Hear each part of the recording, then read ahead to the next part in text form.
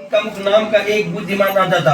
वह सत्यवक्ता और जितने था, प्रतिदिन देवस्थान पर जाता, गरीबों को धन देकर उनके कष्ट दूर करता था। उसकी पत्नी कमल के समान मुख वाली सती साध्वी थी। भद्रशिला नदी के तट पर उन दोनों ने श्री सत्यनारायण भगवान का व्रत किया। उस समय वहां एक साधु नामक वैश्य आया। उसके पास व्यापार के लिए बहुत सा धन था।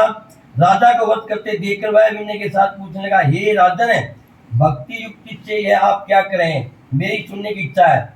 सो आप यह मुझे बताइए। राजा बोला, हे साधु, अपने बांधवों के साथ पुत्रादि प्राप्ति के लिए एक महाशक्तिमान श्री सत्यनारायण भगवान का व्रत व पूजन किया जा रहा है।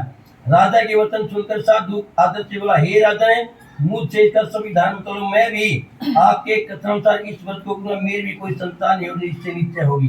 राजा से सब विधान सुन व्यापार से निवृत्त हो वह आनंद के साथ अपने घर का। साधु ने अपनी पत्नी से संतान देने वाले उस व्रत का वर्णन सुना और कहा, जब मेरे संतान होगी तब मैं इस व्रत को करूंगा। साधु ने ऐसे वचन अपनी पत्नी लीलावती से कही। एक दिन उसकी पत्नी लीलावती पति के साथ आनंदित हो सांसारिक धर्म व्रत होकर श्री सत्यनारायण भगवान के पास से गर्भवती हो गई। 10वें महीने उसने एक सुंदर कन्या को जन्म दिया। दिनों दिन वह इस तरह पढ़ने लगी जैसे शुक्ल पक्ष का चंद्रमा बढ़ता। कन्या का नाम कलावती रखा गया। जब लीलावती ने मीठे शब्द में अपने पति से कहा कि आपने जो संकल्प किया था कि सत्यनारायण भगवान का व्रत करूंगा, अब आप उसे करिए। साधु बोला, हे प्रिय, इसके विवाह पर करूंगा। इस प्रकार अपनी पत्नी को आश्वासन वह नगर को गया। कलावती पितृगृह में को प्राप्त हो गई। जब साधु ने जब नगर में सखियों के साथ अपनी पुत्री को देखा, तुरंत ही दूत को बुलाकर कहा, पुत्री के लिए कोई सुयोग्य वर देख कर लाओ। साधु की आज्ञा पाकर दूत कंसनगर पहुंचा। वहां पर देखभाल कर लड़की के लिए सोगे वाणी पुत्र को ले आया। उस सोगे लड़के को देखकर साधु ने अपने बंधु बांधवों से प्रसन्नचित अपनी पुत्री का विवाह उसके साथ कर दिया। किंतु दुर्भाग्य से विवाह के समय भी उस व्रत को करना भूल गया। तब श्री भगवान क्रोधित हो गए और श्राप दिया कि तुम्हें दान दुख प्राप्त होगा। अपने कार्य में कुशल साधु बनिया माता से समुद्र के समीप स्थित होकर रतन सारपुर नगर में गया और वहां दोनों ससुर जमाई चंद्र केतु राजा के उस नगर में व्यापार करने लगे। एक बार भगवान श्री सत्यनारायण की मां से प्रेरित कोई चोर राजा का धन चुरा कर भागा जा रहा था। किंतु राजा के दूतों को आता देखकर चोर ने घबराकर भागते राजा के धन को वहीं चुपचाप रख दिया जहां ससुर जमाई ठहरे हुए थे। जब दूतों ने उस साधु वैसे के पास राजा के धन को रखा देखा तो उन दोनों को पकड़ कर और राजा के समीप जाकर बोले, हम इन दोनों चोरों को पकड़ कर लाए हैं, अब हमें क्या करना, आज्ञा दें। राजा की आज्ञा से उन्हें कारावास में डाल दिया और उनका धन छीन लिया।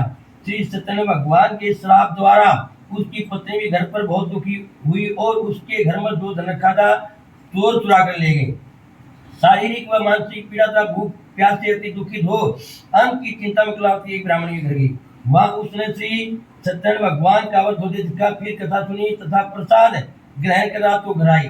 माता ने कलावती से कहा, हे पुत्री, तू अब तक कहां में, तेरे मन में क्या है? कलावती बोली, हे माता, मैंने एक ब्राह्मण के घर श्री सत्यनारायण भगवान का व्रत देखा। तब देखा कन्या के वचन सुनकर लीलावती भगवान के पूजन की तैयारी चलने लगी। लीलावती ने परिवार और बंधुओं से श्री सत्यनारायण भगवान का पूजन किया और वर मांगा कि मेरे पति और दामाद शीघ्र आ जाएं। साथ ही प्रार्थना करी, हम सबका अपराध क्षमा करो।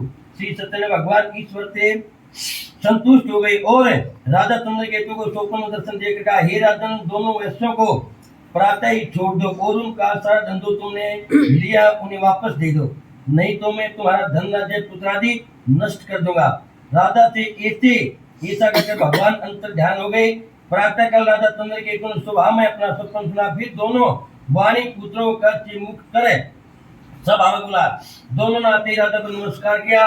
राजा मीठे वचनों से बोले, हे महानुभाव, भाग्यवश ऐसा कठिन दुख प्राप्त हुआ, तुम्हें कोई भय नहीं, अब तुम्हें कोई भय नहीं। ऐसा कहकर राजा ने उनको नए वस्त्राभूषण पहनाया था। उनका जितना धन लिया था उससे दुगना धन देकर आदर से विदा कर दिया। दोनों वैसे अपने घर को चल दिए। बोल विष्णु भगवान की।